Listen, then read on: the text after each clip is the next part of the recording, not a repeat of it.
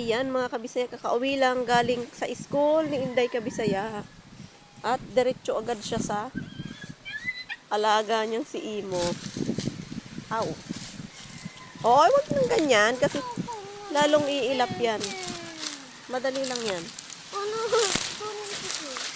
Hello, Imo. Kamustang iyong mga baby? Kamusta ka ba, baby? Aray. Kapag nanungpatan, papatayin kita. Yay! Ayun.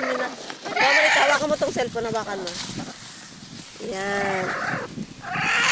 Hindi. Okay lang yan. Iisa pa lang. Okay. Mami, kunin ko. Wag na. May isa pang baby ako. Please. May baby ako pa. Mga bukas pa yan. Gusto ko hawakan ng sisiw. Mga bukas pa yan. Hello. Ang cute naman ng iyong baby. Ang cute. Oh, ang amo. Naiiyak.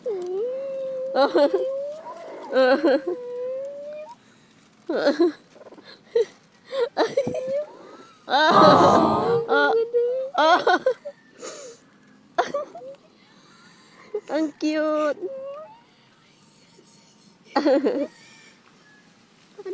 Hindi, balik yan sa mami niya. Mamamatay pa yan pag pag hindi na ano. Ayun, may isa pa. Iyak na siya kasi tuwan-tuwa siya.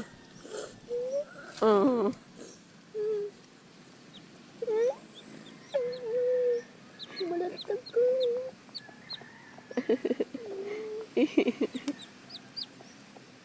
Unang baby ni Imo. Sige na, ibalik mo na, tinahanap na ng mami niya yan. Saka na natin yung sila bibilihan ng pagkain. Tingnan natin kung babae or lalaki. Kapag babae, kunin ko na to.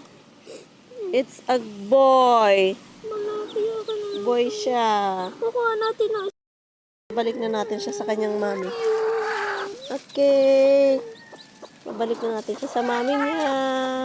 Kasi mamamatay ang kapag Cute naman. Oh. Oh, diba? Very good, Imo. Very good naman talaga yung baby ni mami dyan, Meron na ikaw mga babies.